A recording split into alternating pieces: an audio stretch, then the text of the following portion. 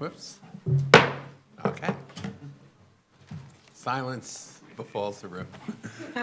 Madam Secretary, please begin this review session. Thank you. Thank you, Mr. Chairman. Good afternoon. Today is Monday, November 17th, 2014, and this is a City Planning Commission review session. A quorum is present. I'd like to introduce Dakota Hendon, who's making his very first presentation before the City Planning Commission. He will be presenting a department-initiated zoning text amendment to facilitate safety measures in non-residential buildings taller than 420 feet in select zoning districts. First item, presented by Dakota Hendon. Good afternoon, Chairman, Commissioners. The Department of City Planning, in collaboration with the Department of Buildings and the Fire Department, who are here today, is proposing a citywide zoning text amendment to facilitate and make effective additional safety measures that are part of New York City's 2014 construction codes.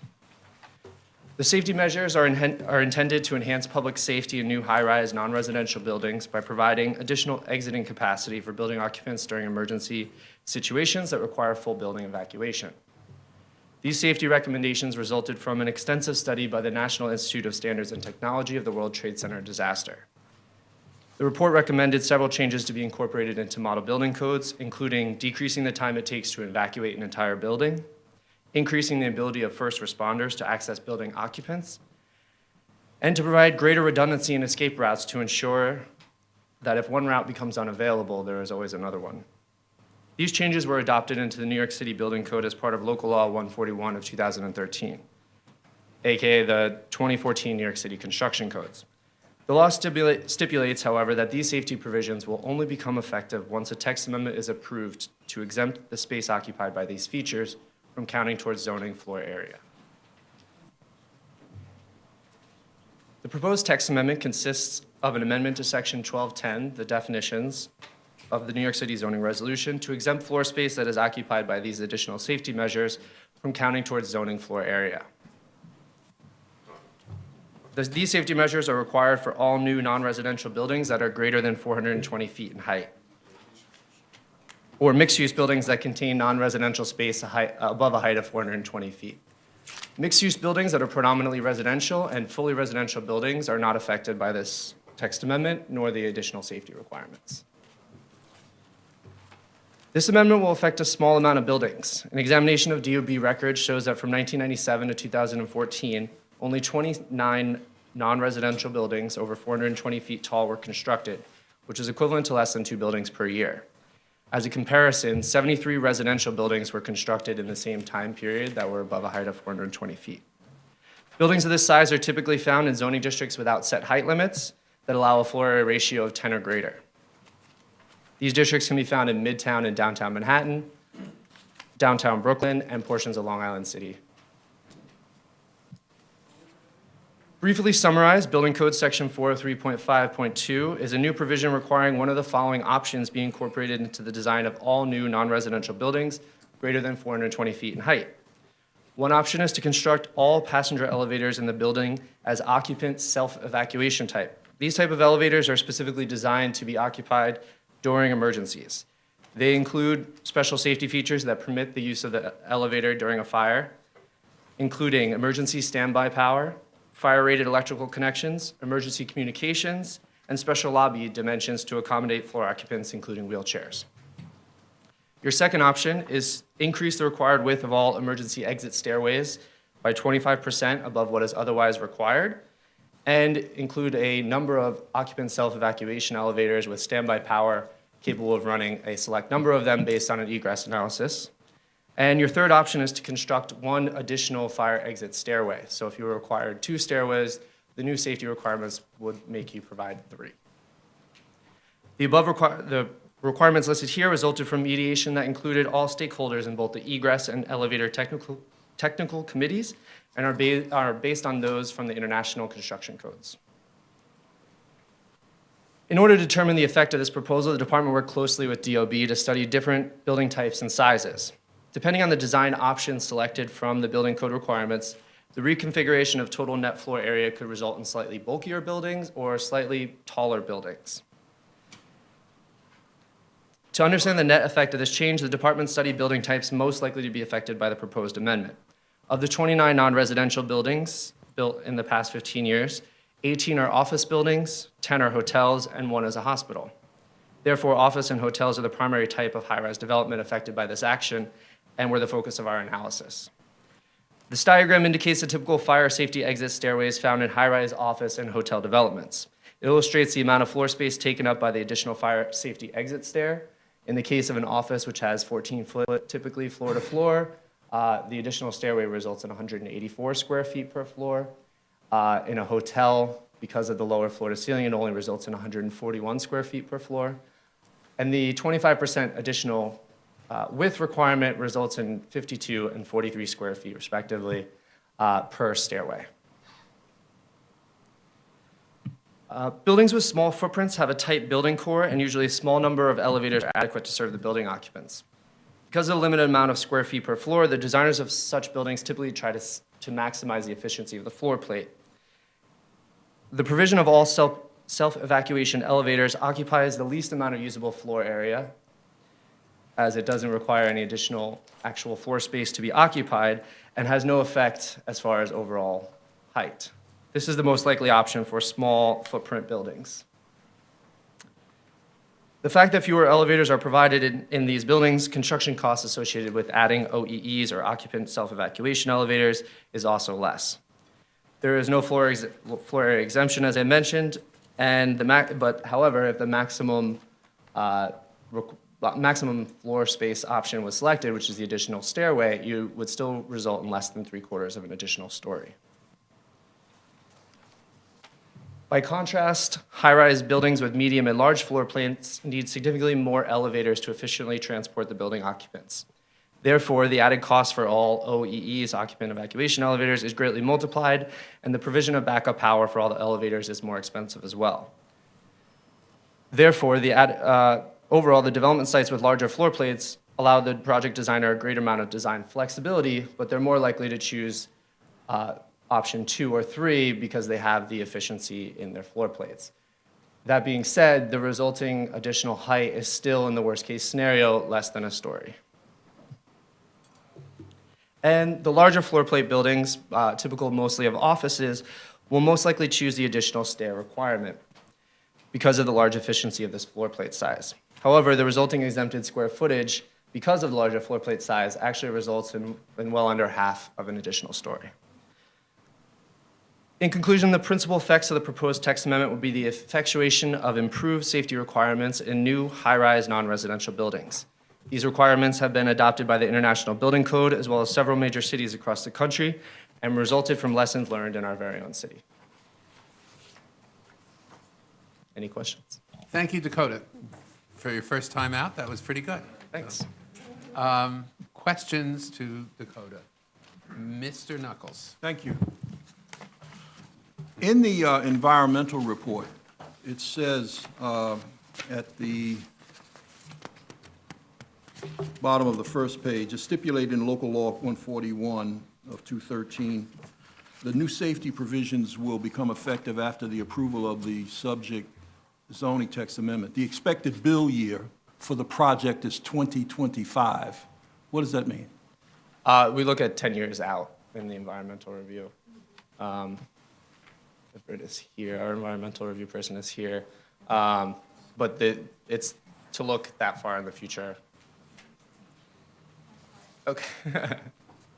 So, as my understanding is, it would be any building that is being built prospectively for now, from the point of approval, Right.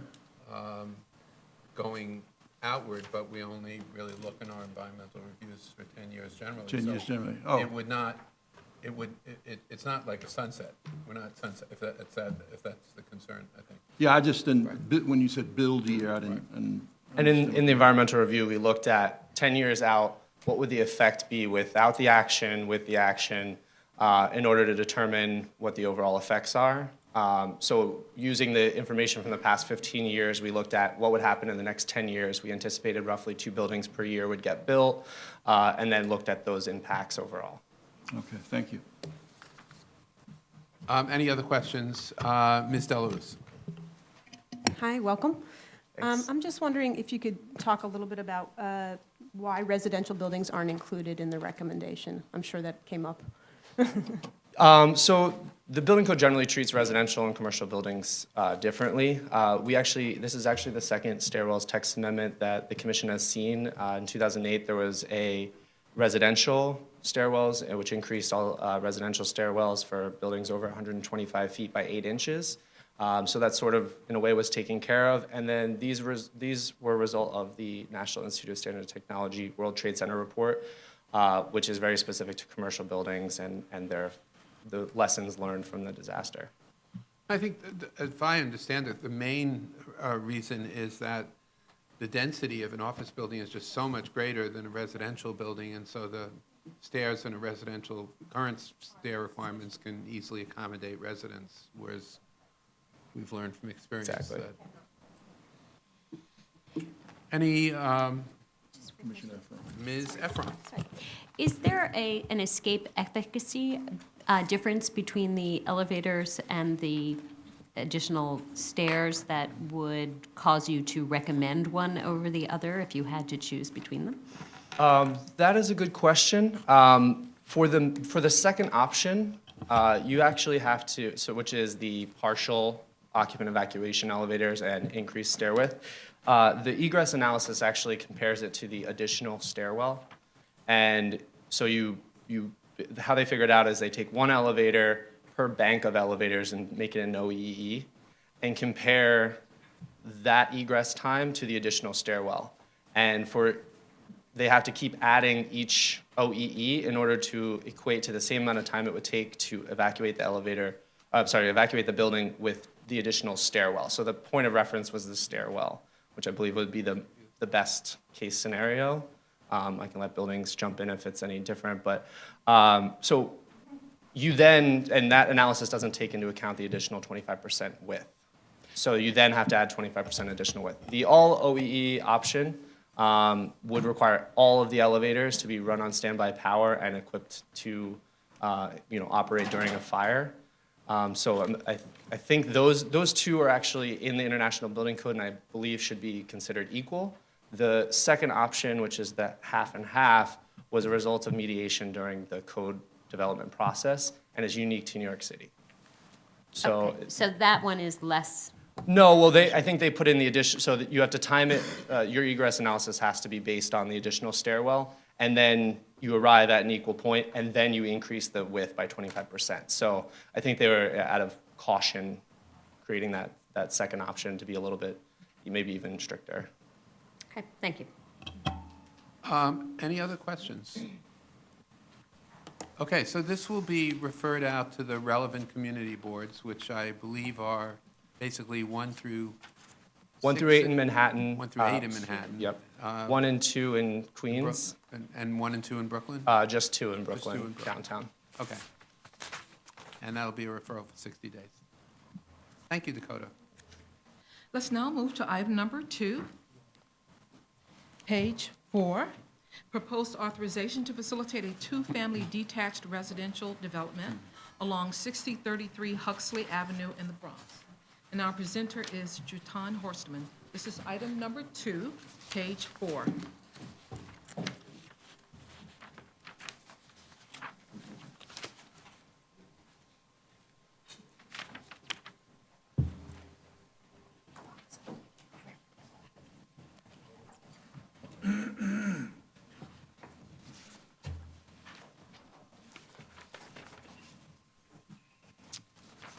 Good afternoon.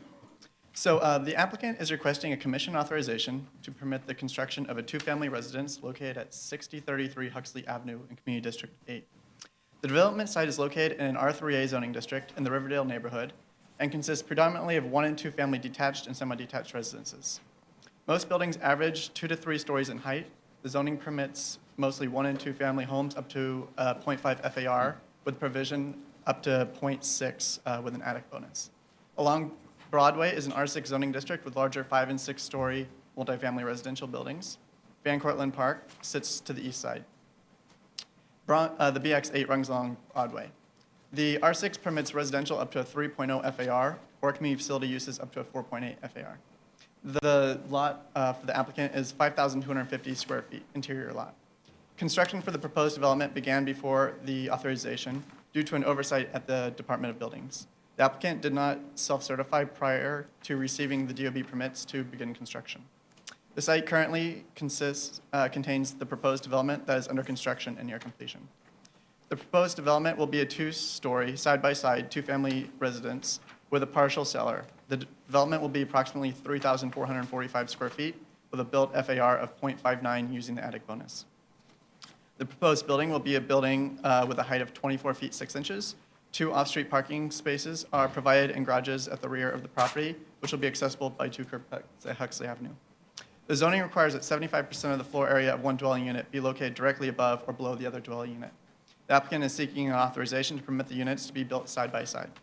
The findings required are that the proposed development must be compatible with the scale and character of the surrounding area, and the design must not give the appearance of being a semi-detached building. The applicant states that the proposed building will be consistent with the larger 1- and 2-family homes found in the area in terms of bulk and height. The proposed building would incorporate design features to make it appear as a single-family home, such as the building's facade, roof line, and massing, which will be designed as a singular unit. Questions? Ms. Efron? Is there any other house in the neighborhood that has 2 garages? Yes, it's easier to see in your packages where it shows the kind of the entire street, but there's a number of them, including the one next door. I do have a board of it. So this is the project site. Almost every one of these has 2 garages in the front. This proposal actually has them in the rear. Okay. Thank you. Ms. Levin? Yeah, this is sort of a blast from the past. We had a whole string of these, maybe 3 or 4 years ago in Staten Island. And I think it led to a lot of puzzlement on the part of the commission about how to deal with these. This one is not quite as problematic as the ones we saw in the past. But I think we talked at that time about the need to reform this text, and I don't know if that's still underway with within the agency. I would say this one doesn't even look like a single-family house. You can't figure out how to get in it. It doesn't even have a door on the front. But, which doesn't really Very bother me. clever.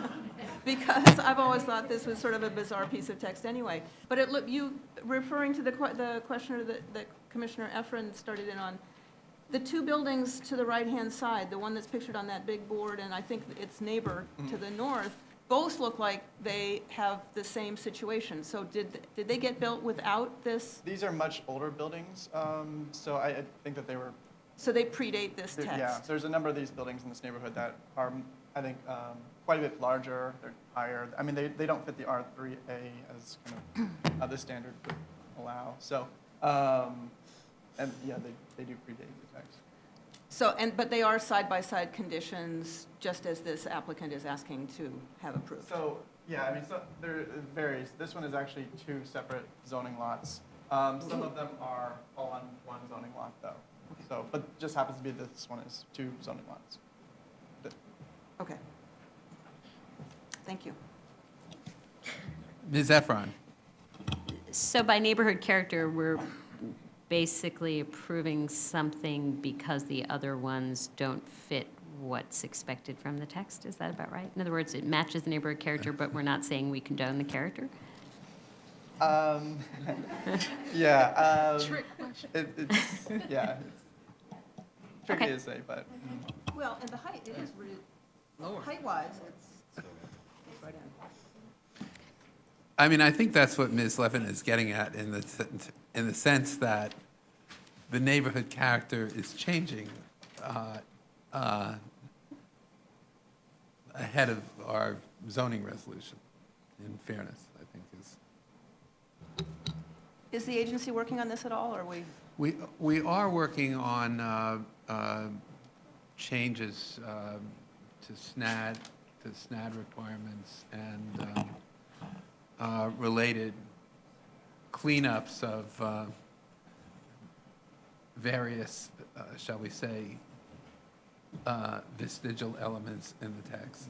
But I have to check on whether this specifically, I don't know, Judan, do Yeah, you it's know? something that we've been talking about, but I think it's Yeah. kind of in I the don't- work. I don't- Yeah. Yeah, It the sounds Staten like- Island cases, as I recall, ended up with houses that were quite a bit taller than their neighbors. And they also, I can remember, they did have two glassy front doors, and we made them turn one Yeah. 90 degrees so different that it planes. was some sort of a fake out if you were not, yeah. But one was So- recessed and the other one was out. But they're really about neighborhood change. Yes. And the extent to which we, Yeah. we have zoning that allows two-family detached homes like this, but we're trying to make aesthetic judgments Yeah. for the neighborhood context. It Well, seemed a you know, little weird. it just strikes me, as a commission, we are frequently rezoning in order to shape a market, to get ahead of a market, to change and channel the course of development. And sometimes we're, for all kinds of reasons, behind the market, and sometimes we want to fight that change, and Right, I other think- times we want to recognize it for what it is. So let us take a look at it. We'll get back to you in terms of exactly where in our Bronx priority list this is. I will say that the department has as I think you all know, a very ambitious and heavy workload right now, but Yeah, and this let one me see doesn't what belong this very is. far up that list, but. Well, I will only say this is the first one I've seen since I've gotten here, so. Ms. Besser? Thank you, Chair.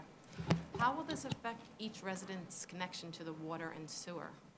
Will they have individual connection? I'm not sure how they've designed it. I can ask and get back to you. Yeah, Please. I mean,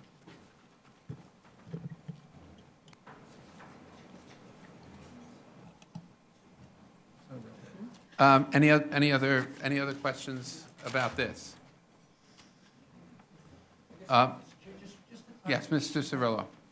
So the door, unless I'm missing it, oh, here they are. Okay, I couldn't find the doors.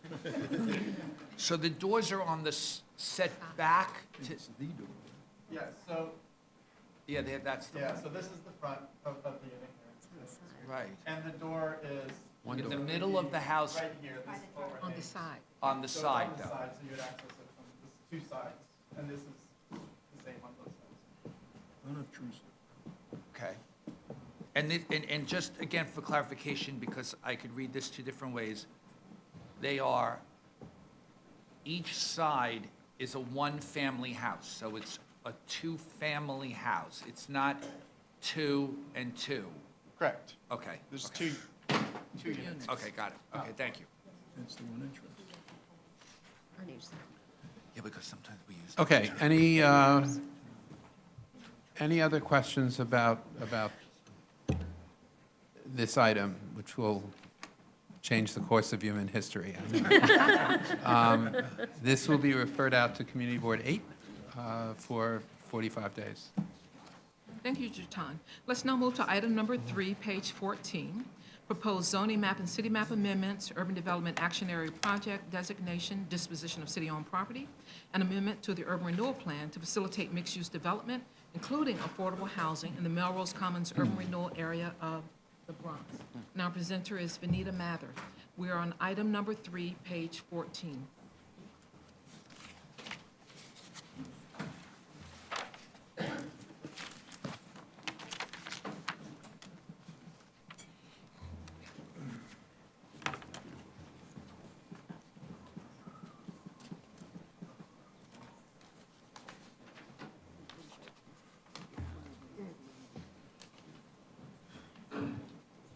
Good afternoon, Commissioners. This application is submitted by the Department of Housing Preservation and Development. The actions requested as part of this application include disposition of city-owned property, designation as urban development action area and project, rezoning, changes to the city map, and amendments to the urban renewal plan. The application will facilitate the development of Melrose Commons North RFP Site C, which is a mixed-use development with affordable housing and a supportive housing component. The development will be located in the Melrose Commons neighborhood in Community District 3 of the Bronx. 3 of the 4 actions requested will also facilitate the development of Site B. These are the 2 remaining sites in the Melrose Commons urban renewal plan. The The two additional actions are required to complete Site B, which will be part of a forthcoming application. Till date, the Melrose Commons Urban Renewal Plan has effectuated 3,035 affordable housing units and over 300,000 square feet of commercial space. Upon completion of the urban renewal plan would have created 3,600 of affordable housing units with both homeownership and rental houses. The project area is located in the northernmost part of the urban renewal plan. It's bounded by 161st Street to the south, 163rd Street to the north, Elton Avenue to the east, and Melrose Avenue to the west. It's surrounded by several major affordable housing projects that you've seen in the recent past, including Barrico Village to the east, Parkview Commons to the south, Cortlandt Corners, and Cortlandt Crescent to the east. Most of the project area is currently vacant. The site C currently has a vacant former commercial building, and the rest of the site is vacant.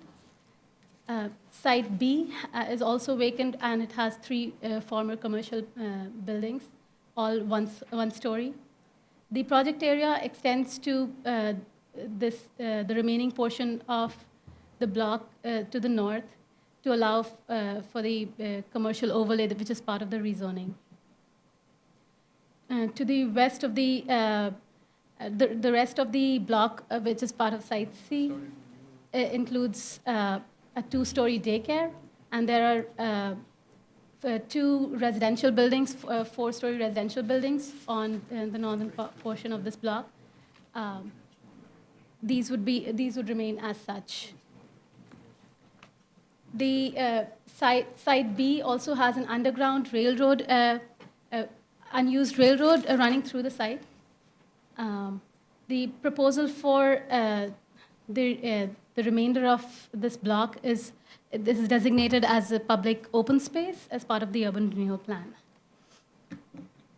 This application focuses on the project which is part of Site C.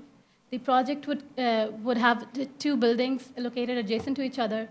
The residential component would include 203 dwelling units, 8,900 square feet of retail space located on the ground floor along 162nd Street. And there will be an adjacent supportive housing building with 60 units for supportive housing for veterans. The development will have 32 at-grade, partially covered parking spaces and 102 bike parking spaces.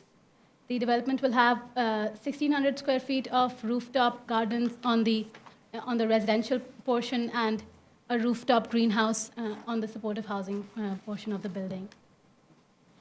The development will range from 6 to 12 stories. The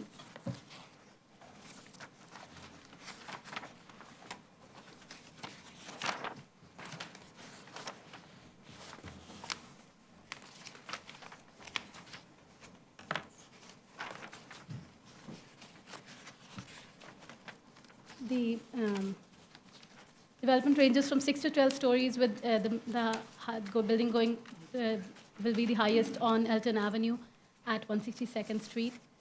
It steps down as we move towards Melrose Avenue.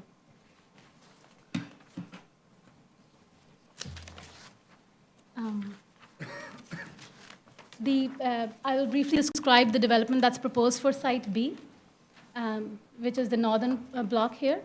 The proposed development will include 277 units of affordable housing, a performance art space, a museum, and commercial use. A forthcoming application will address 2 additional actions required for the project, including disposition of city-owned property and special permit to develop over railroad right-of-way. The 4 actions that are requested as part of this application. The first is the disposition of city-owned property and designation as Urban Development Action Area and Project.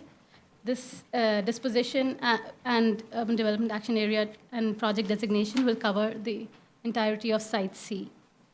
The second action is rezoning from R72 to R8 and extension of C14 commercial overlay.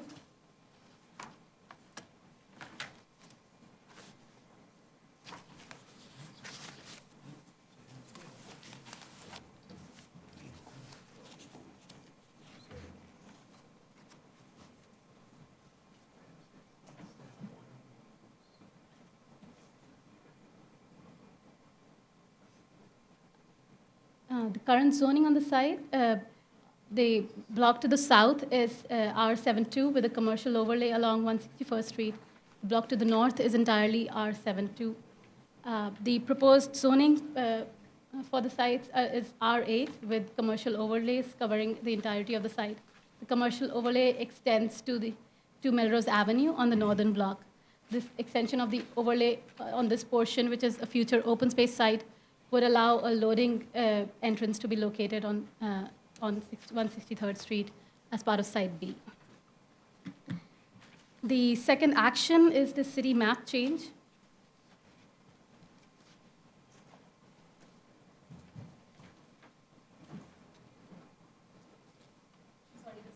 The third action after disposition and the rezoning. The city map change would largely try to reconfigure the city map to what the actual street configuration is right now on the ground. So a portion of 163rd Street was demapped in the past, and a Melrose Crescent was mapped as an arc here. This matched the original plan for Melrose Commons and the original site configurations. In 2006, the sites were reconfigured after an interagency task force made its recommendations. So Melrose Crescent was never developed, and this is a street on paper right now. So the map change would allow 163rd would map 163rd Street in its current configuration. The Melrose Crescent would be removed. 162nd Street, which currently ends in a cul-de-sac, just short of Elton Avenue, would be reconnected to Elton Avenue. That will be a change in the actual street network, the only actual change in the street network that will be seen. Also, as part of the mapping action is the change of this triangular piece of Park's property at the crossing of Elton Avenue and 163rd Street from public place to park.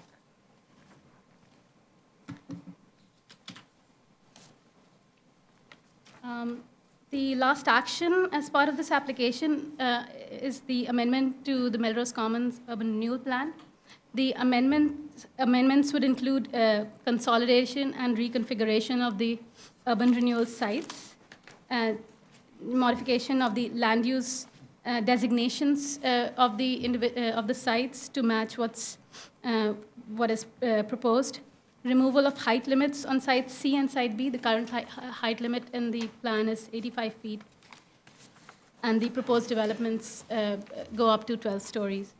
The amendment would also remove the restriction of a curb cut on 163rd Street. The project on Site B would have a curb cut on 163rd Street.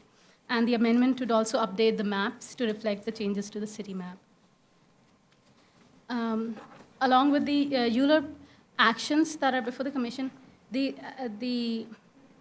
mayoral override was also approved for this project to allow the development to conform to Section 7722 of the zoning resolution. The R8 district requires different FAR based on the location on Wide Street and Narrow Street.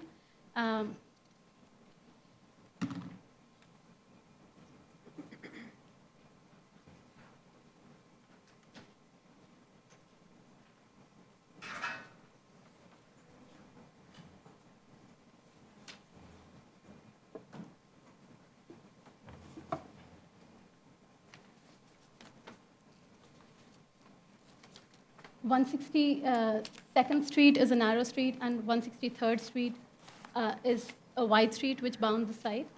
A portion of the project site which is beyond 100 feet of the wide street, would have to conform to the narrow street FAR of 6.02. The development overall conforms to the blended FAR between the narrow and wide street. However, this portion does not conform to the narrow street FAR.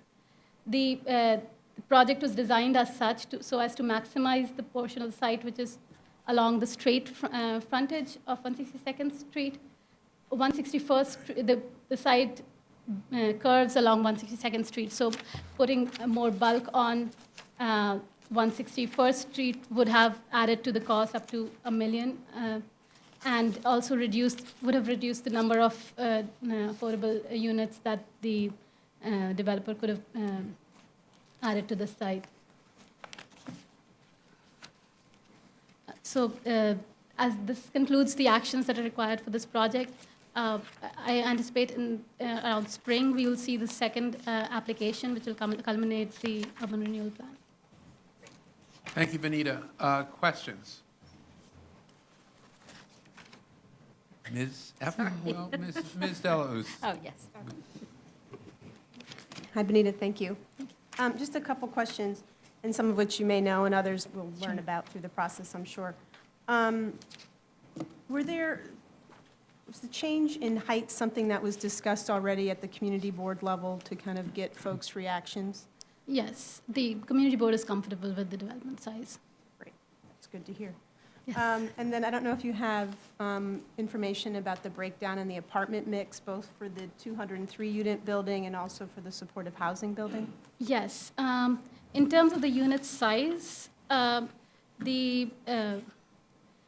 will be studio to 3-bedroom, studio 1, 2, and 3 bedrooms in the residential building.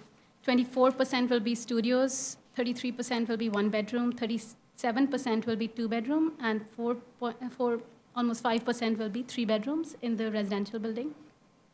The supportive housing units will all be studios. Okay. Thank you. And the parking spaces, is that the minimum number of parking spaces required? Yes. Okay, thank you. Ms. Efron. 2 quick questions. The parkland, the public place becoming parkland, it's a small P parkland. Does that mean that Parks Department has not claimed it as their responsibility? It is currently under Parks jurisdiction, and it will remain as such. The designation as park would allow Site B to be called out as a block in itself.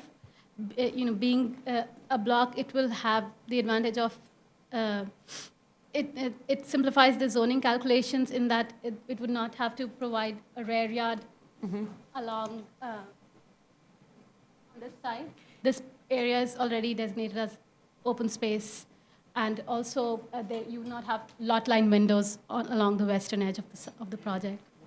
That was clear, and thank you, but will it be programmed in any way?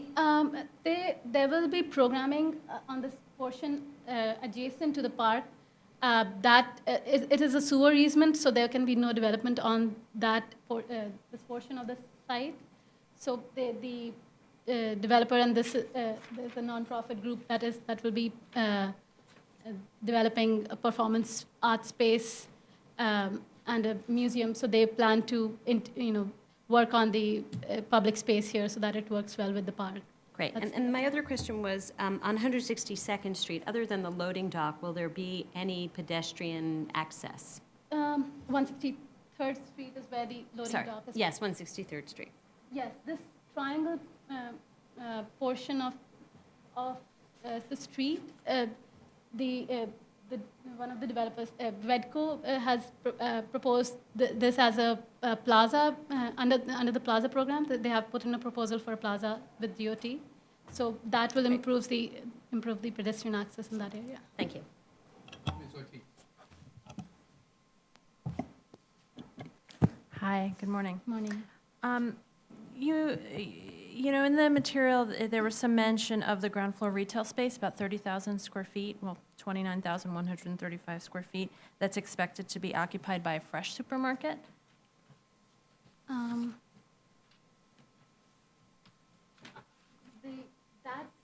The larger retail is proposed as part of Site B. I don't have all the details for that. The retail as part of Site C is 8,900 square feet, Okay. but that it's not, we don't know if it's supermarket. Okay, so that's a different site yeah, then? yeah. Okay. We'll have more details on that. What is the, there's a lot of retail that's planned for this, Yeah. for this site. What is sort of the retail environment in the vicinity? I mean, is this going to be an isolated node of retail, or is it going to be, Right. connected to other retail? Yes, I mean, Corridors. there's ground floor retail proposed on the adjacent sites. Not all of it is occupied. There's also a major retail site to the north, 4,500 square feet of retail, which will have the grocery store on this site, the Washington Plaza. So this is a site located north of Melrose Drive, immediately north of Melrose Commons. I'm confused. You mentioned 45,000 square feet of Yes. retail for a grocery store? Is that what you just said? Yes, So, part of it is a grocery store. That's okay. my understanding. So, but I'm hearing 2 locations for grocery stores. I'm not sure exactly if the retail on site B will be a grocery store. I don't think it. I think the grocery store that I mentioned is for this site. But the existing, where's their existing retail right now? Along 161st Street, there's small scale retail. Okay, and you mentioned there are a number of vacancies in some of the existing Yes. buildings, and we're building more ground floor retail? Right, but at the same time, HPD is also working on a study for, addressing the problems with the retail and how best to configure. This is an area that needs, more retail and community facility ground floor users to activate the spaces. And, we understand that some of the retail used in the past have not been occupied, have not been as successful, but they're currently working on strategies to make sure that the future sites that are developed, they're able, maybe through marketing at an earlier stage, are able to attract users in these future I mean, I projects. just raised this question because, we have issues where these spaces are being built in environments where there's not enough demand. We're setting up a situation where, we should expect higher vacancy rates. Well, I think that there are probably several issues regarding retail. One is demand, and another historically is the configuration of the space and whether the space that's designed is appropriate for the retail that would be able to be appropriate for the neighborhood.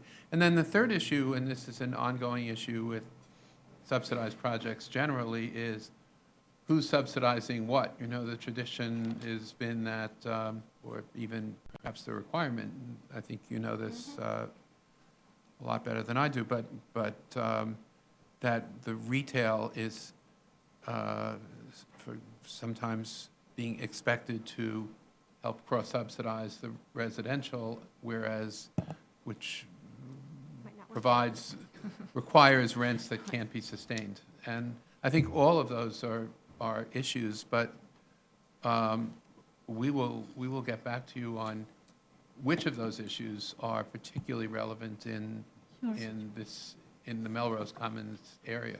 Because I think they're all Yeah. come into play sometimes, but not necessarily all of them at every time. Yeah, and the one clarification I would request is that, there's a mention of Site B having space that they would like occupied by a supermarket, and then you had mentioned that across the street at Washington Plaza, they're also looking at a site for a supermarket. So could you clarify? We obviously can't have 2 supermarkets across the street from one another. We will get back to you on both what's planned, what's in the area, what's planned in the area, and what we see as the obstacles. I think retail is, as we increasingly, I would say generally, as we look at our rezonings and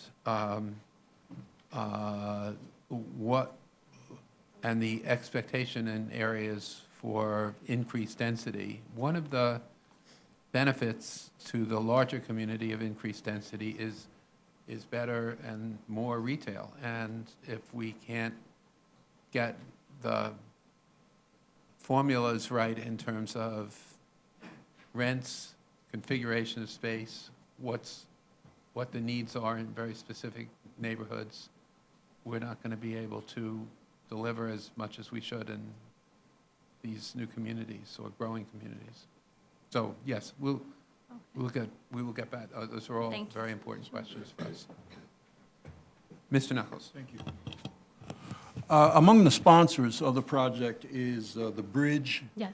Mental Health and Housing Solutions. Are they going to manage the supportive housing? Yes. They would have office space on the ground floor of the building, and they will have some supportive services and to help the residents to access the benefits available to them and link them to workforce education and nutrition-related services.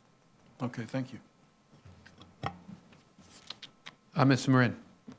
Good afternoon, Benita, and everyone in the audience. I just wanted to go back to the issue of retail for a second, because I know that, you know, the Melrose Commons plan was developed when the Bronx was decimated by the fires of '77, and the plan as a whole took into consideration a neighborhood, an entire neighborhood.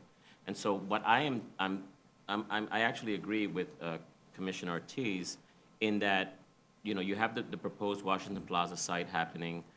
There's retail a small bit of retail on 163rd between Elton and 3rd. You have a lot of retail on 3rd Avenue between, I'm going to say, 162nd down to the hub. You also have Washington Avenue, which has some retail, 3rd Avenue, Melrose, they all have retail.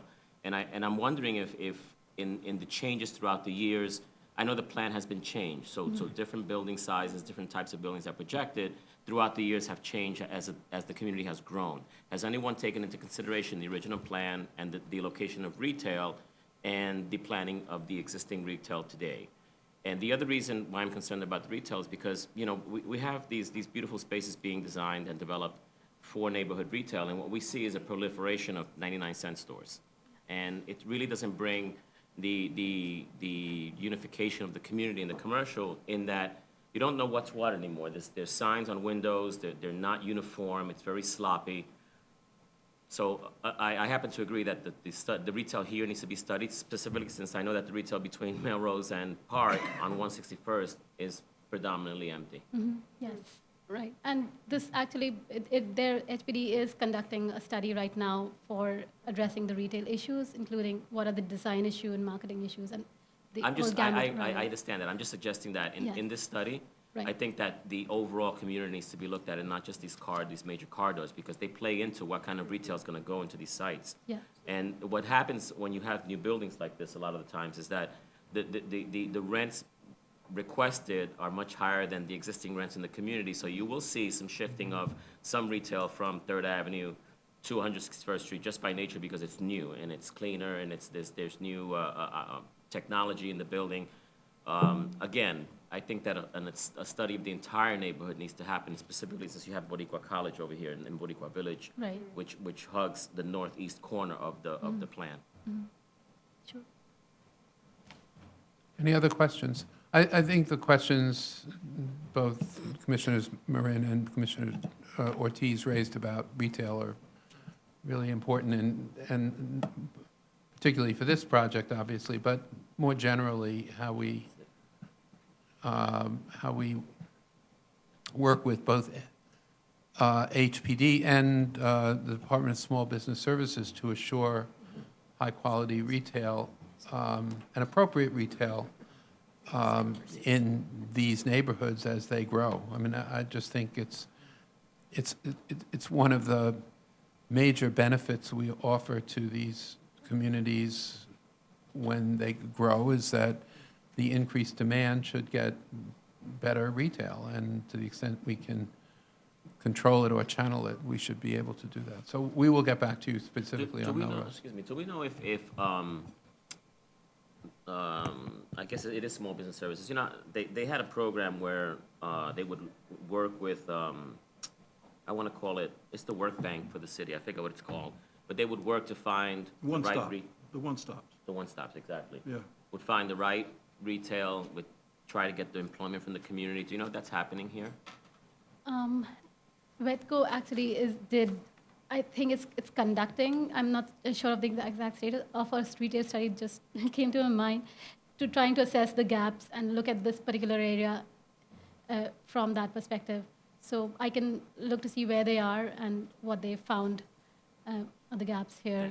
That would I just also want to know that HPD is in the audience. I see two representatives listening very intently to the questions of the commission. There he is, so, right there. You can run, but you can't hide. Ted and Weinstein and Wilfred. Yeah. Ms. Levin? This is an important conversation. I think we also have to realize that community facility use can play a role at the ground floor as well. It's not just a retail story. Because we want to provide neighborhood services, we also want to provide an active streetscape. So it's all of these things that need to get knit together to make it a neighborhood that people want to walk around in and can find the services that they need. Ms. Ortiz? You know, I'm sort of interested in that concept of active streetscape, and I, wonder to some extent there are wonderful streets that have ground floor residential. And, the idea that we would be concentrating, creating nodes and, pushing people towards business districts, as opposed to dispersing retail evenly throughout a community, there's sort of two sides to that. So, I don't want to suggest that, the only right ground floor treatment is retail at the ground floor, because we know wonderful neighborhoods where that's not the case. That's also, it's something, just in response that we're looking at with respect to our building envelopes and how to make ground floor residential work more appropriately than it does now, but partly for that reason as well. But I think this whole area, especially as we do our neighborhood development, this is an essential part of it. So we will get back to you on this specific project, but more generally also, I think it's a really important issue. So. Any other questions for Benita? Okay, this is certified. And one other thing to Mr. Marin, I do know that SBS is taking its responsibilities with respect to retail very, very seriously. And at some point, given the importance of our working relationship with SBS, which has become much more robust under Maria Torres, we should have her come in. We'll have her come in and do an overview about what SBS is doing in communities, because they're a very important partner for us, and they don't get as much attention usually as the land use agencies. So. Let's now move to item number 4, page 68, proposed authorization to facilitate 15 attended parking spaces within an existing building located at 443 Greenwich Street in Manhattan. This is item number 4, page 68, and our presenter is Richard. Magnets are really nice, aren't they? They're really great. Nice touch. Yeah, they get extra points. This is a private application for an authorization pursuant to Section 13442 to allow 15 attended parking spaces in the cellar level of an existing building at 443 Greenwich Street. Buildings developed without the provision of parking are not permitted to add parking as of right, but Section 1307B allows such buildings within the Manhattan core to provide up to 15 parking spaces through an authorization pursuant to Section 13442. 443 Greenwich Street is an existing 7-story building located in the Tribeca neighborhood of Manhattan Community District 1. The building is located just south of Canal Street, so located right in the middle. It's located just south of Canal Street and is bounded by DeBrosa Street on the north, Greenwich Street on its west, and Vestry Street on the south, and all of which are narrow streets. It is located in the C62A zoning district in the Special Tribeca Mixed Use District and is split between two sub-areas with slightly different bulk regulations. The building, which was constructed in 1884, is also located in the Tribeca North Historic District and is noted in LPC's designation report as being a contributing resource to the architectural and historic character of the district. Nearby buildings to the west are generally low in scale, about 1 to 5 stories, mix of automobile shops and residential buildings, and then buildings to the east and to the south are typically larger in footprint, contain a mix of residential and commercial uses, and are about 5 to 15 stories in height. Many buildings in the area contain parking and loading entrances that are served by curb cuts, generally between 12 and 30 feet in width, although some curb cuts can be as wide as 90 feet. The building at 443 Greenwich Street has street walls that rise without setback to heights between 85 and 88 feet on all streets. The building currently has curb cuts on both Vestry and DeBrosa Streets, serving a gated through-block driveway on the ground floor that accesses the building's inner court. These are some views of the building. This is a look at the corner of Greenwich and DeBrosa Street, looking east. This is where the main residential entrance would be for pedestrians, and then vehicles would exit on this side, I'll get into later. And then this is a view standing on Greenwich and Vestry Street, looking east as well. And then this is a look at the existing through-block entrance, the iron gates. And if you can look carefully, and you might be able to see in your packages, that you can actually see all the way through from DeBrosa Street, through the inner court to Vestry Street. And there's no parking that exists on site today. The building was previously used for office uses until spring 2008 and is now being converted to residential use with 53 market rate units. The conversion to residential use involves penthouse additions to the roof and excavation work to create vehicular ramps from both Vestry and DeBrosa Streets to access the cellar level. The work will also include the maintenance of sight lines between Vestry and DeBrosa Streets through the building's inner court, as evidenced here, as required by the LPC in the most recent certificate of appropriateness. In 2008, the site received a special permit pursuant to Section 74-711 to modify use and bulk regulations of the prior N15 zoning district. The area's contextual rezoning to C62A in 2010 as part of the Tribeca North rezoning rendered many, but not all, of the waivers permitted under the 08 special permit no longer necessary. Work on the conversion was stalled due to financial difficulties, and substantial construction cannot be completed before the permit's lapse date.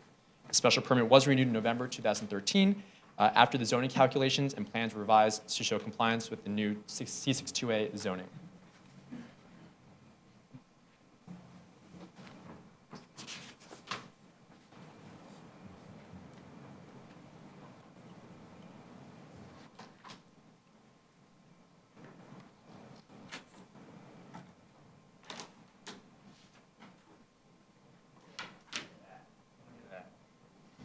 It's great, love it.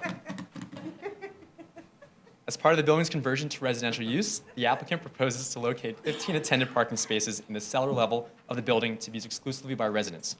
New parking within buildings developed without the provision of parking is not permitted as of right, but as I mentioned, Section 1307B allows the commission to authorize up to 15 parking spaces within such buildings located in the Manhattan core pursuant to Section 13442.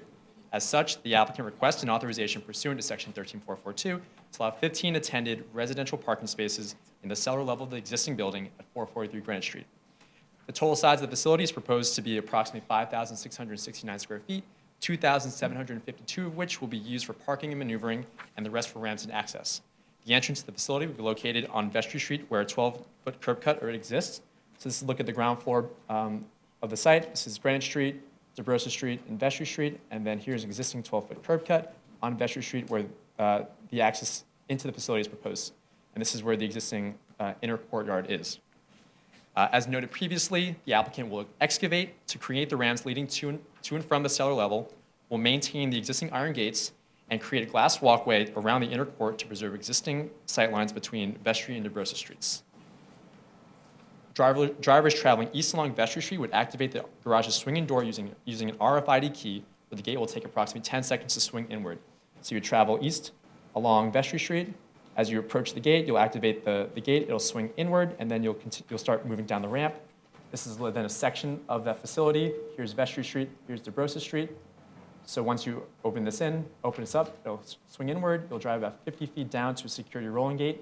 At this point, when this door closes, then this will open, and then you'll go into the cellar, and then a look at the cellar. You've come down the ramp, the security gate is opened up, and then you'll turn left to a stop line where you'll stop, and the attendant, who will be situated right here, will then come in and pick up your vehicle. Residents would then access their units through the building lobby or via stairs or elevators from the cellar. Street access is provided through the building lobby. Bicycle parking will also be provided in the cellar level. It can be accessed either via the ramps or the lobby, but the parking is separate from this application and is required as part of the residential conversion. Drivers may then retrieve their vehicle by entering the facility through the building lobby or directly from their residential units via stairs or elevators. From the cellar, so call in, car is probably waiting for you right down here. You pick it up, you turn left to another security rolling gate.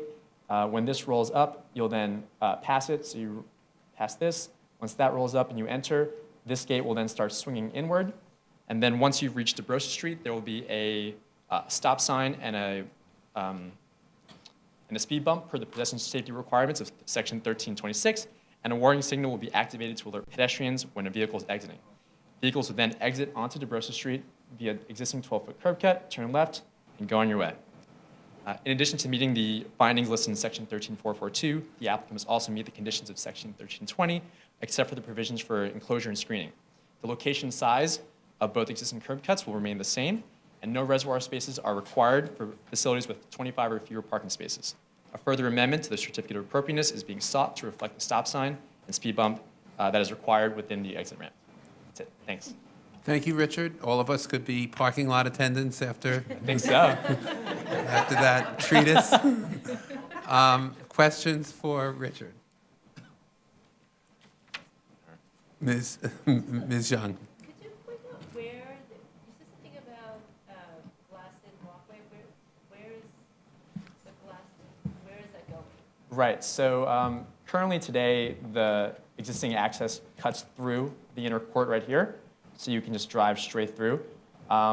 And what the applicant is currently doing is excavating down to reach the cellar, and then where this was usually the court right here, now there's a walkway that's been added here to the side so that people can kind of just walk around, access, come in, and that would then provide direct visual access through and still allow the cars to come straight down and be minimally visible from the street.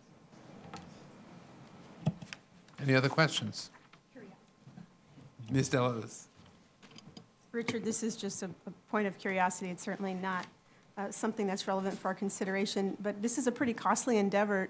Have they shared what the anticipated purchase prices will be for the parking spaces? Not with me, that's for sure. We can ask? Well, I'm sure we'll learn later. Okay. It could be competitive. It could become an all-time record. Yeah, I think so. Ms. Ortiz. Hi, I noted that this is not subject to our authorization, but, there are 53 units. 15 would presumably have spaces, although someone had mentioned that 2 Right. are currently being, Penthouse. are associated with the penthouse. And 44 bicycle spaces. So, most of these units are not going to have a parking space. And, it just seems interesting that they, in a building of this caliber, that they would not have enough bicycle storage for people who presumably are moving in with their families and their kids. And just something interesting, given, the proximity to Hudson River Park, just something to note. Well, the zoning only requires one bicycle parking space for every 2 units. And this building is providing 44 parking spaces for 53 units. So normally would require to have 27 or so. They're going above and beyond that, which is pretty good. So 44 plus 15 spaces, the math kind of works out. Getting up. Maybe there won't be a demand for 15 parking spaces, given the price that will be no doubt required. Okay, any other questions? This will be referred out to Community Board 1. We'll see how they deal with it, and we'll get it back, I'm sure. Thank you, Richard. Thanks. Thanks, Richard. Let's now move to item number 5, page 135, proposed Department of City Planning zoning map and zoning text amendment concerning street wall regulations, building height, rear yard provisions, and unenclosed sidewalk cafes concerning West 15th Street and the special West Chelsea District expansion. Commissioners, Carolina Hall was our original presenter. I just want you to know that on Halloween, she had a real treat, a baby girl. So Dakota is now, Filling in. the project manager for this proposal. Now that Dakota's a veteran of Yes. presentations. Oh, that's great.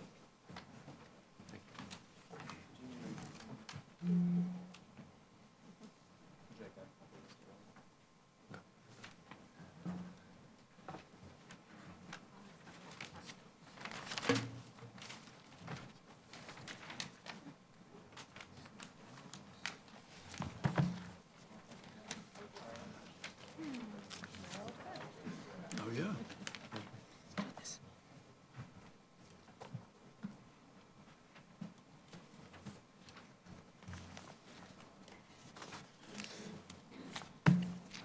All right. Good afternoon again. And please ignore the September 2nd date on the slides. Your presentations have been updated. The Department of City Planning proposes a zoning map amendment and zoning text amendment to the Special West Chelsea District to include a partial block bounded by West 15th, West 14th, 9th, and 10th Avenues in West Chelsea neighborhood in Manhattan Community District 4. The text amendment additionally includes modification of street wall regulations for some corner lots, a clarification of rear yard provisions, correction of maximum building heights permitted in subarea C, and will allow unenclosed sidewalk cafes on wide streets. These text amendments are being proposed in the larger Special West Chelsea District. The Special West Chelsea District was mapped in 2005 between West 16th and West 30th Streets and 10th and 11th Avenues, with two partial blocks at the southern end of the district on the east side of 10th. As the neighborhood transitioned from manufacturing, storage, and auto-related uses to predominance of galleries, restaurants, and bars, the city recognized the need to guide the area's redevelopment as a dynamic mixed-use neighborhood with residential along appropriate avenues, a fortified gallery district in the mid-blocks, the integrated Highline public open space, and building forms that relate to and enhance the area's character. In 2012, the special district was expanded to include Chelsea Market, immediately north of today's project area. And today's proposal stems from close collaboration and continued support of Community Board 4. They have helped to identify opportunities to reinforce the special district, and they have worked closely with DCP on this expansion proposal. The project area is bounded by West 14th and West 15th Streets and 9th and 10th Avenues, but excludes the segment of the block beyond 325 feet east of 10th Avenue and south of the block centerline. Blocks to the north, east, and west are representative of West Chelsea's dynamic character. To the north are several full-block formerly industrial buildings. Further north and east is predominantly residential, and nearest the project area, 9th Avenue has a concentration of commercial uses. And 10th Avenue continues to transition away from manufacturing and parking uses to office and retail uses.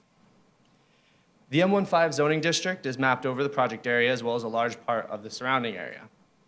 Significantly, the project area is situated between the Special West Chelsea District to the north and the Gansevoort Market Historic District to the south. One building within the project area is in the Historic District. The district of 19th and 20th century 3- to 6-story loft buildings was designated by the Landmarks Preservation Commission in 2003.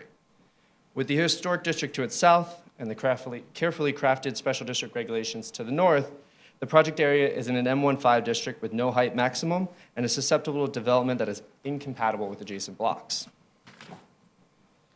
This is the existing massing of the 7 properties in the project area, all of which have frontages on West 15th Street and 3 of which extend to West 14th Street.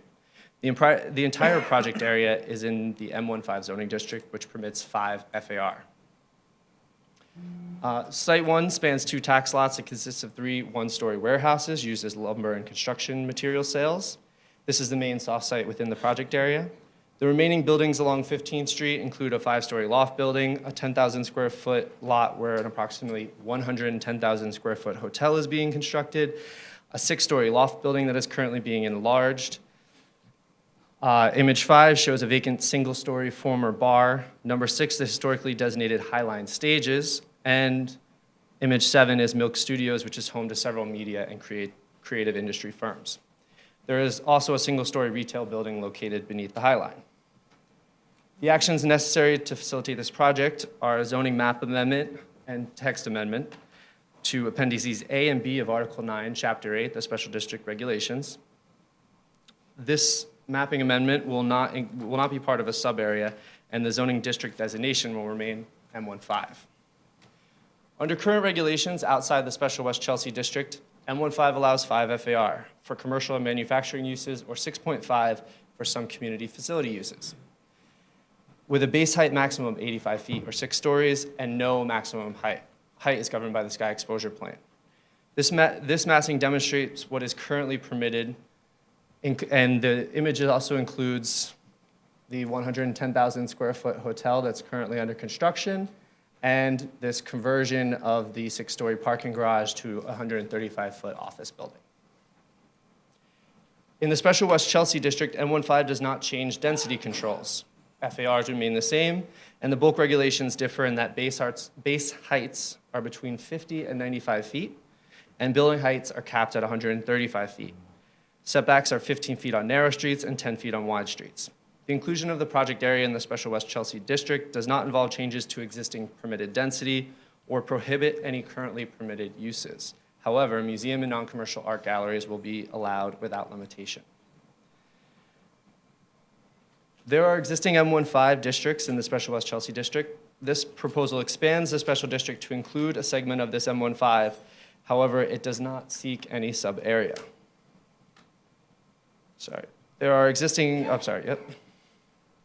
Zoning text amendments are also proposed for the special district to strengthen street wall requirements for some corner lots outside of a sub-area. Currently, beyond 50 feet of a wide street walls can be lowered to 15 feet for the first 50 feet, and there is no clear requirement beyond that. The proposed amendment will require that beyond 50 feet of an intersection with a wide street walls extend along at least 70% of the narrow street frontage, which is consistent for other interior portions of lots in the special district. Section 9841, special rear yard regulations, will also be clarified to require rear yard equivalents are provided at the block center line and cannot be located at the street line. Finally, a text amendment is proposed to section 1444 to allow unenclosed sidewalk cafes on wide streets in the Special West Chelsea District, which includes 10th and 11th Avenues, West 23rd Street, and segments of 9th Avenue and West 14th Streets. These sidewalk cafes would be permitted but for the fact that the special district had not been listed in section 1444. Allowing cafes will appropriately animate West Chelsea's avenues and major streets. Since certification, City Planning has received positive recommendations from Community Board 4 as well as the Manhattan Borough President.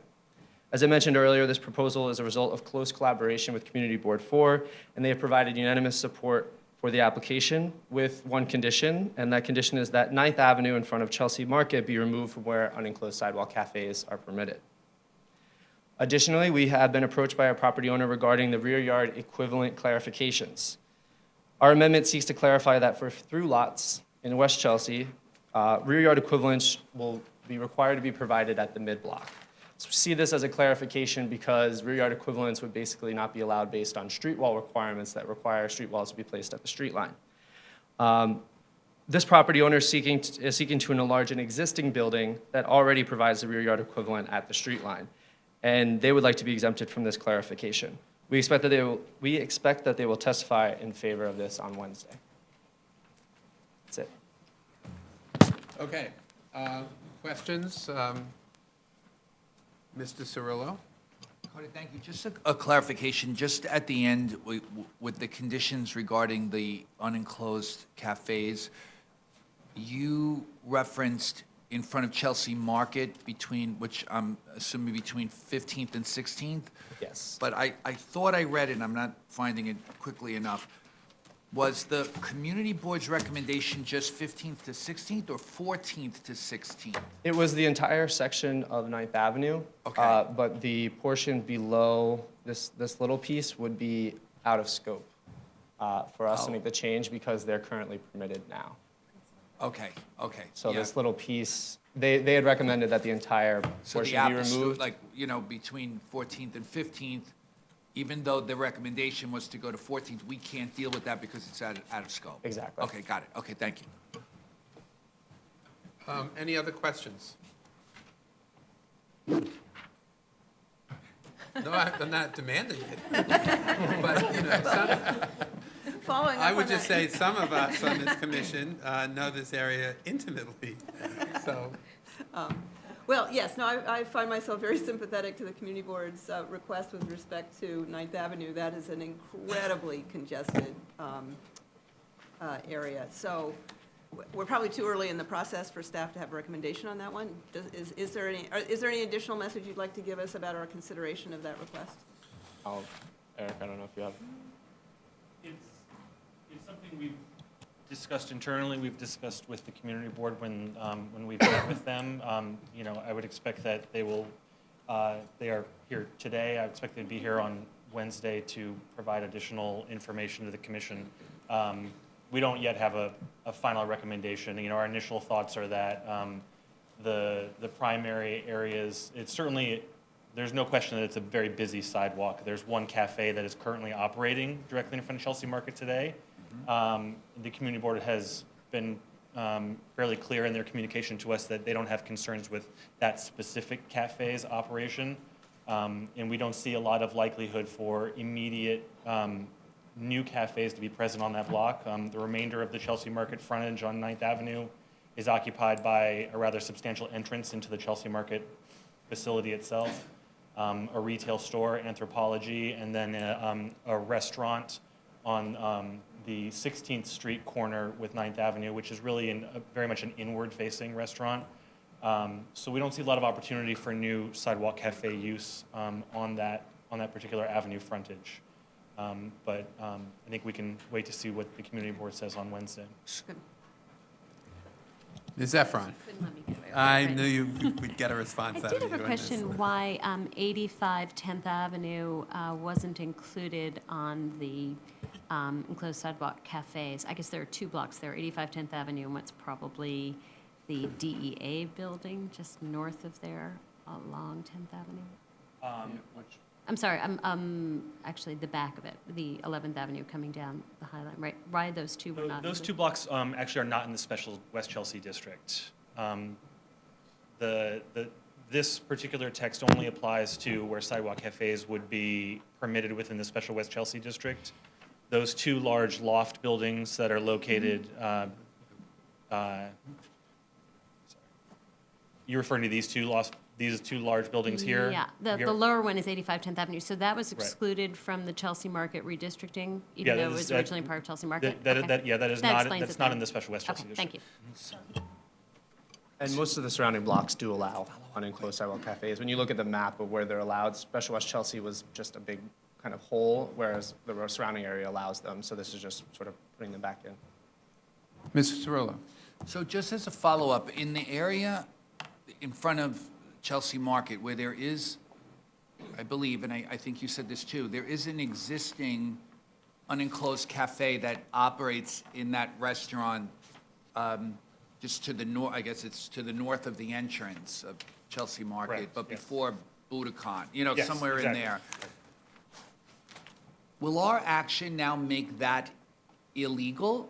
So when they come for renewal, will it no longer be possible based on the zoning? Or is there a provision, since the community board doesn't seem to be concerned, and I'm not speaking for them, but you indicated that that wasn't the focus of Correct. this recommendation. Are we grandfathering that restaurant in, or are we actually now prohibiting the restaurant in the future from going and getting a renewal for a sidewalk cafe once this action, if this action continues through Well, success? as the proposal currently stands, the cafes are not permitted in the special West Chelsea district, and that includes the Chelsea Market block today, which is in the special district currently. Okay. That cafe is my understanding is that it's operating as a non-conforming Oh, cafe, well, because cafes are not permitted there today. okay. The action that's before you, as it currently stands, which would permit cafes on 9th Avenue in the special district, would allow that cafe to seek legalization. Okay, Were that frontage to be removed from the area where sidewalk cafes would be permitted, as the community board has requested, the cafe would presumably back to continue be- to operate illegally. Wow, okay, I got it. Yeah, so we little would be convoluted. legalizing it in the proposal without modification, we would be enabling a legalization of this because it seems to be that perhaps it's not operating legally. But if we take the community board's recommendation, which is in scope, it would go back to being The situation would remain as it is Understood. today, yes. Okay, that's why it's very confusing. Okay, got it, thank you. Eric, correct me if I'm wrong, but assuming it stayed, a cafe was not prohibited, outdoor cafe was not prohibited on that block, and I appreciate the community board's concerns about congestion, would Consumer Affairs still have the discretion to not grant a sidewalk cafe license based on pedestrian congestion?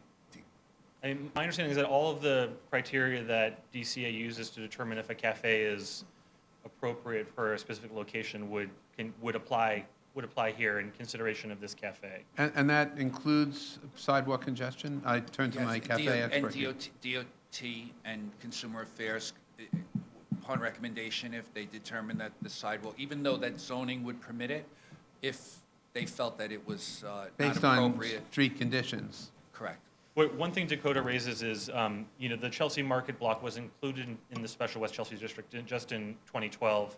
I don't know how long that cafe has been in operation, so it's difficult to say exactly what its status is. I think it's our understanding that the cafe is not operating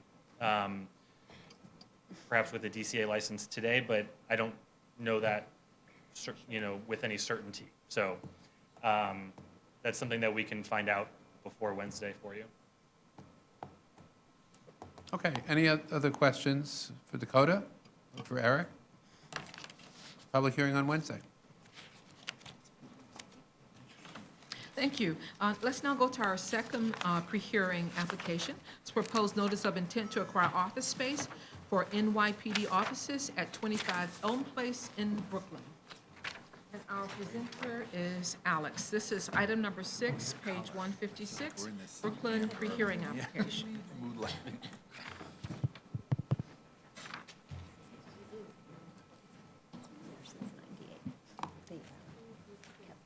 Good afternoon, Chairman, Commissioners. This is a notice of intent by the New York City Department of Citywide Administrative Services to acquire approximately 18,000 square feet of office space on behalf of NYPD pursuant to Section 195 of the New York City Charter. 25 Elm Place is an existing 6-story, 160,000 square foot office building with ground floor retail located on the corner of Elm Place and Livingston. So this is Elm Place, the Shrink Street here, Livingston's right here, and this is the Fulton Mall corridor. The proposed project site is located within the Fulton Mall Business Improvement District, which is part of the Downtown Brooklyn Partnership. It's also located within the special Downtown Brooklyn District as well. The building's existing ground floor retail uses include a Jennifer Furniture Store, Swarovski Crystal, and a deli. Existing upper floor office tenants include a number of nonprofit and private office users. The site is extremely well served by transit with proximity to 10 subway lines via the ACG Hoyt-Schermerhorn Station, 2-3 Hoyt Street Station, BQR DeKalb Avenue, and the 2-3-4-5 Nevin Street stations. As well, there's multiple bus routes converging within one block of the proposed project site. The NYPD is requesting an office acquisition to relocate 3 of their programs, their Counseling Services Unit, Juvenile Justice Division, and the Community Affairs Bureau's Video Editing Unit to part of the 4th floor. Since 1996, these offices were located at 189 Montague Street, and in 2014, NYPD's lease was not renewed, and these services were relocated to a temporary space at 151 Lawrence. So this is location of their original site, 189 Montague Street, and this is their interim space where they're currently located at 151 Lawrence Street. So the Counseling Services Unit provides treatment services and referrals for members of the department experiencing problems with alcohol, prescription medication, and gambling addiction. The goal of this unit is to assist in the recovery and return to full and productive service. The office is part of the NYPD Medical Division has a staff of 8 and operates Monday through Friday, 7 a.m. to 6 p.m. The Juvenile Justice Division handles the daily operation of the Youth Services section with direct attention to the citywide law enforcement Explorer program. The Explorer program is designed to educate young men and women ages 14 to 20 about local law enforcement. The office stores and distributes all citywide Explorer uniforms, youth service section supplies, and handles the roll call and payroll operations for the entire Community Affairs Bureau. The staff is 12 and operates from 6 a.m. to 12 a.m. And then finally, the third service is the video editing unit, which is responsible for developing, writing, and producing public service, counterterrorism, informational, and crime prevention videos for the NYPD. It requires an editing suite for 4 workstations, a media room, an administrative office, and a secured storage room. It has a staff of 4 and operates Monday through Friday from 6 a.m. to 8 p.m. In total, this space is utilized by approximately 24 NYPD employees, including 6 uniformed officers and 8 civilian staff. And they expect between 10 to 20 visitors per day, no more than 30, and that's mostly for the counseling services unit, and that's an internal NYPD function. In total, the number of vehicles would be 9, including 7 department vehicles and 2 unmarked vehicles. And then pursuant to Section 195 of the City Charter, DCAS must file a notice of intent to acquire office space with the Department of City Planning. Thank you. Ms. Efron. Oh, go ahead, Jennifer. I just wanted to point out that in association with whether it's supporting development and revitalization of the city's local economic development, there are 5 workforce training programs already existing in that building. That seems like a great opportunity. While there are only 24 employees in the NYPD's division there, it is access for so many of these people seeking jobs and careers into a much larger infrastructure. And I hope that the NYPD will take advantage of that site and encourage cooperation with the workforce training programs. Thank you. We'll take a note and be sure that somebody's there to speak on this as well. Ms. Deluz. So does the lease include parking for these vehicles, or is that? Yeah, does? it includes 2 spaces, and NYPD has said that they, there's actually legal street parking within the surrounding area that they'll also utilize. Very tight, right. Yeah. Well, with respect to that, this is Livingston Street. Will that require on-street parking restrictions limited to So police vehicles? So Elm Place, Or Elm Place? has some on-street legal parking.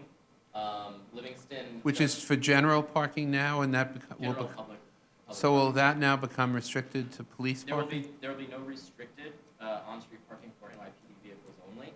The lease comes with 2 parking spaces within the facility, and then the rest is just public on-street parking. Okay. Ms. Levin? Yes, I noticed that the notice of intent to acquire office space indicates that there were a few other sites that the NYPD looked at, 2 of which, in 2 of which the landlords rejected NYPD use. I'm kind of curious to know why and what kind of challenges NYPD faces relocating uses like this. It's, I don't know the exact reasoning why, but it's my understanding that it has been difficult over time to relocate NYPD services. I can't speak to the specific reasoning Yes. why, but this is not the only instance where this has Right, occurred. and I'm wondering, is that just, is that NYPD specific, or is there there are an awful lot of city offices in this area? Is the city not the desirable tenant that we would hope it would be? We've relocated other city offices in Yeah. the area. So I mean, I don't think that this is NYPD only, but this has been a common occurrence for NYPD offices. I mean, usually, an NYPD administrative unit would be a highly Pretty- I desirable would think, use yeah. as opposed to, Yeah. because it's not a precinct house, it's not a place where they're bringing people they're arresting or whatever. That you but- have concern about who was in your building, yeah. Right, I mean, this is strictly for police officers, so I would think it's a Yeah, so fairly, I was curious about that. We can have them fairly speak to that. beneficial use, beyond the way any private owner thinks about a city agency generally, but, Ms. Ortiz. Just one question with respect to the administrative uses. Is it, and the parking, really.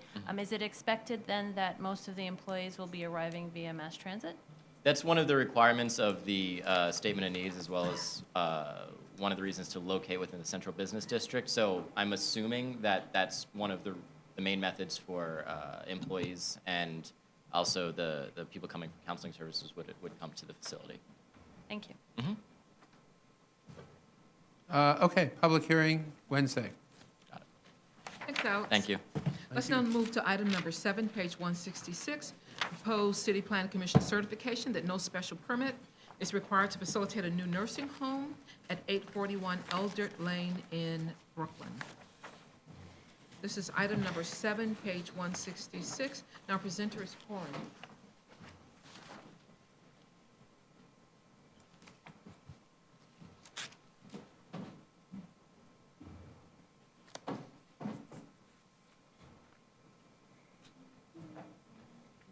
Thank you. Good afternoon.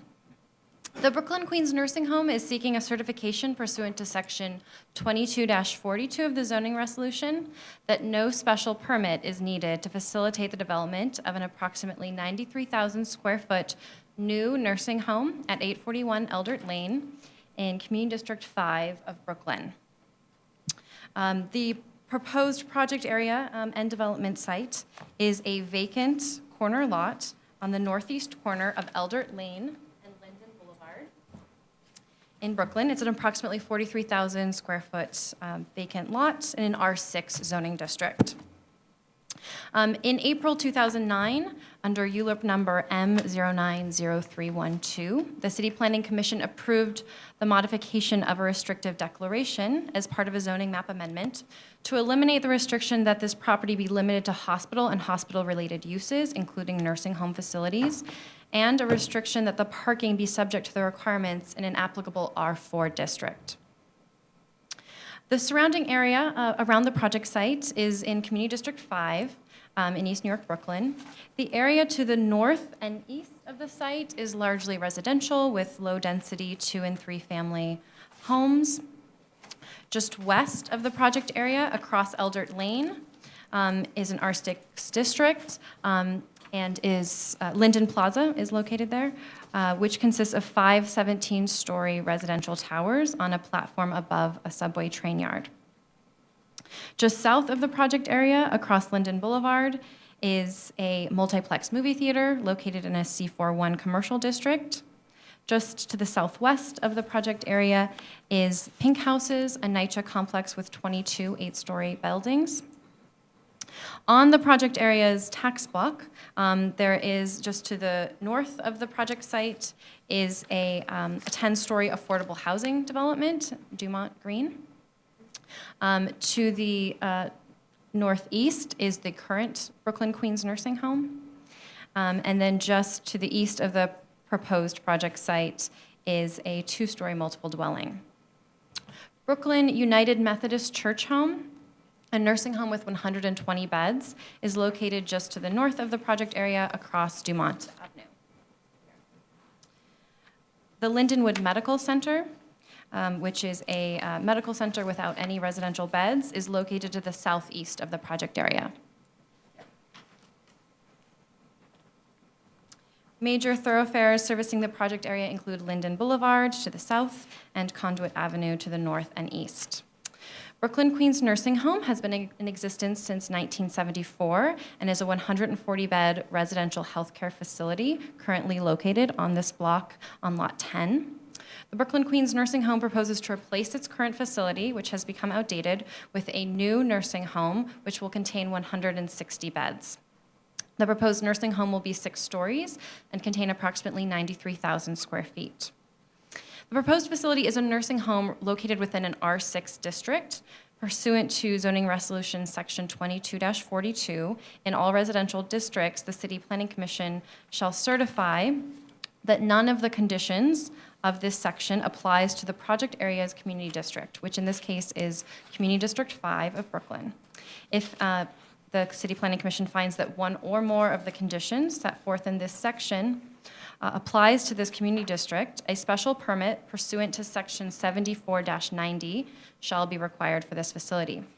Those conditions are, first, that the ratio between the number of beds for uses in existence to the population of the community district compared to the ratio for other community districts in the city shows a relative concentration of facilities.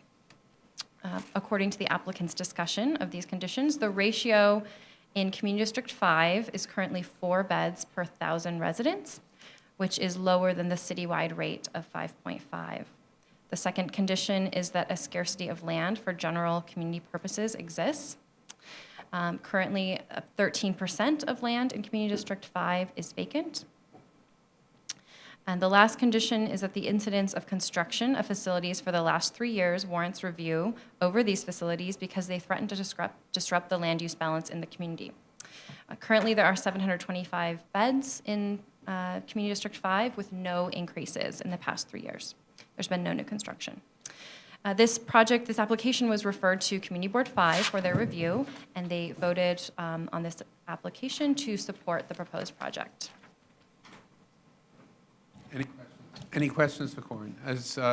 Talk about provisions that are vestigial that we would like to get rid of. This goes back as very few of us will recall, maybe Ken and myself, the nursing home scandals of the 1970s. And so I will entertain by a show of hands, sending a letter to DOB saying that this is okay and certified. Done. Thanks, Corin. Commissioners, let's now move to item number 8. And I should say, this is a provision we're looking at. And you could put this one above the side-by-side. This one is very high on our list. Okay, let's move to item number 8. The City Council has proposed modifications to the Story Code development. Our General Counsel, Anita Lermont, will summarize those proposed modifications. Good afternoon. So I'm very pleased to report that last week, the City Council's Land Use Committee, by a vote of 17 to 0 to 1, recommended modification of the Commission's decisions in connection with this application and has filed proposed modifications with the Commission. The committee has proposed modification of the zoning text to require the provision of 10% low income and 15% moderate income for a total of 25% permanently affordable units in the development. This percentage represents one of the options that is permitted in the inclusionary housing program as reflected in the zoning resolution, and the council needed to select one of those options in order for their actions to be within scope. But to achieve the actual percentage of affordable housing that the council really wanted, we had to make some changes. So the committee then, in the special permit, proposed modifications that would include the additional requirement that the applicant meet the affordable housing requirements of 421A, regardless of whether or not they seek those benefits. In other words, the applicant would be required to provide 20% of the units it constructs at 60% AMI, whether or not they're using the 421A benefits, and then 5% of the units at moderate income levels for a total of 25%. And so that's how we got to the mix that they wanted to achieve. In addition, the Council Land Use Committee proposed that the affordable units be provided pursuant to pro rata phasing throughout the project's development. And that was important to them because they wanted to ensure that affordable units would be in all of the parts of the development, including those in the waterfront buildings, not all be in the upland areas. Finally, there was an agreement reached with the city that the city would fund through subsidy an additional 2% of moderate income housing beyond what is required by the land use approvals to result in a total of 27% affordability in this project, which is really unprecedented and we are all very happy about. That's it. So I'll take any questions anyone has about these changes. Questions for Anita? I would just echo what Anita said and congratulate our Queen's office and John Young and Hai Kyung and staff who really shepherded this through. I think it really is a pioneering outcome, and it's an example of us working on a fairly constructive basis with the council to achieve a result that is, I think, quite precedent-setting, and as you can all see from the various newspaper press reports, there are those who think this is wildly insufficient. There are those who think that this is over the top, and that probably is a pretty good indication that it ended up reasonably. So, Ms. Efron. I'd like to commend the chair for his work interagency in encouraging EDC to have the RFP for the ferry service, and note how well received that was within the context of the public discussion of this project. Yeah, thank you. I will say that what made this, another element of this was that the city did commit to putting in some capital funds for a ferry dock here. And I think as I spoke to the council oversight committee today on the housing plan, and said I think one of the less publicized aspects of Astoria Cove is that it was not fought over the issues that we sometimes see contentious land use issues fought over: density, bulk, height. I think it's a tribute to the site plan and to the fact that this is a neighborhood that was willing to embrace density as long as the infrastructure and the additional retail and the open space and access to the waterfront, all of which is part of the site plan, was a part of it. And I think it's an optimistic note, not only on the affordable housing front, but also on the fact that if we can make the kinds of investments in neighborhoods that make neighborhoods more livable, neighborhoods will accept increased density. So I think it's a good thing all around. And on that, I will entertain a show of hands indicating our assent that we approve of the council's actions and that no further review, well, I won't even say we approve of the council's action, merely that no further review is necessary by city planning. So with that, congratulations to everyone here. That was I think all of you, I don't know if Larissa was here for the hearing, Not for the hearing, but it was a long and contentious hearing, and the result, I think, is really pleasing to everyone. So, thanks. Thank you. So this Wednesday, November 19th, staff have prepared favorable resolutions for the following. 695 West 246th Street, which involves a Bronx Special Natural Area District authorization, facilitate a swimming pool and garage. We have 695 Grand Street, proposed urban development action area project, excuse me, approval to facilitate predominantly affordable housing along Grand Street in Brooklyn. We have the Cypress Hill Senior Housing, which is a proposed authorization to modify height to facilitate an affordable senior citizens development. We have the Salazzo Plaza rezoning, which is a proposed C12 overlay, commercial overlay to facilitate a commercial building along Forest Avenue in Staten Island. We have 1 Winslow Place and 4840 Amboy Road. It's a proposed special South Richmond Development District subdivision to facilitate 8 residences.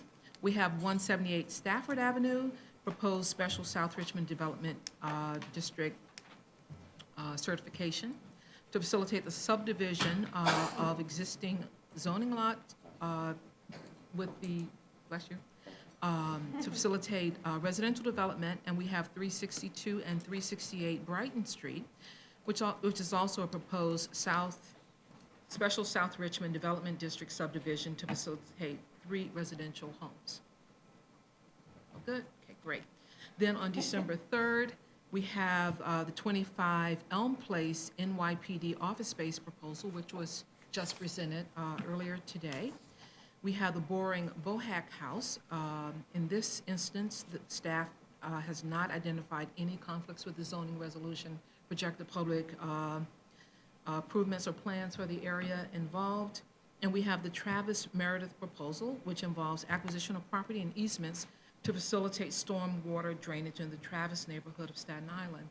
A couple of weeks ago, we did have several questions about OMB's protocol for funding easements, as well as just a zoning clarification for one of the lots themselves at the hearing. So if you have any questions, we're here to answer them, but basically OMB funds only property proposed for the easements, not for the entire property itself. And Kirsty, I think you just want to say something about that particular property Yes. where one of the easements was proposed from a zoning viewpoint.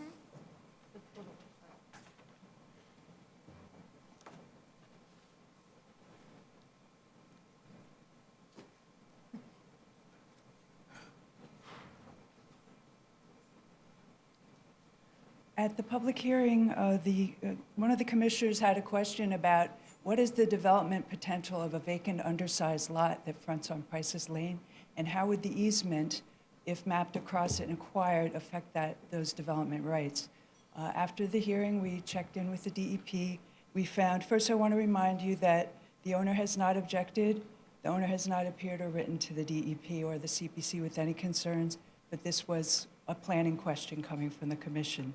So the lot in question is a small lot on the, I'll just walk over for a second. It's on Price's Lane. It's an unusual lot in that it is 60 feet wide, it's 43 feet deep.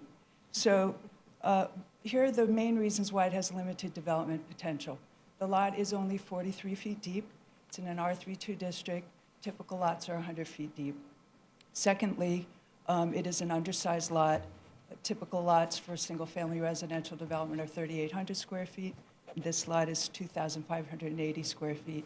But the primary issue is that it's only 43 feet deep. There are development rights associated with this parcel. However, the DEP will estimate the property value when they begin negotiation for acquisition of the easement, and the owner will be compensated for the value. So my point is that it has limited development potential. Any questions? Okay. With that, I will entertain a motion to adjourn and see you all Wednesday morning. Okay.